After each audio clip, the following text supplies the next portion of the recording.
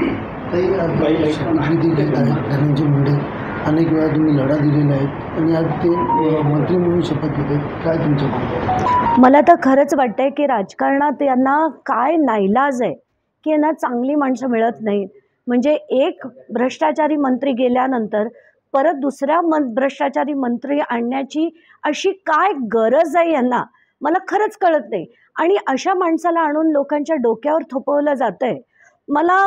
आणि काय याच्यातनं एक संदेश आहे माझ्यासारख्या लोकांना की तुम्ही लढून काहीच फरक पडणार नाही.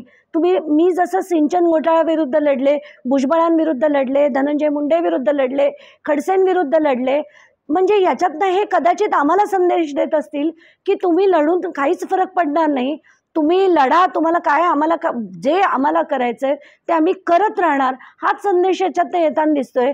म्हणून मी आज संध्याकाळपर्यंत विचार करणार आहे की याच्यापुढे महाराष्ट्राच्या भ्रष्टाचाराविरुद्ध लढायचं की नाही हे मी ठरवणार आहे आता.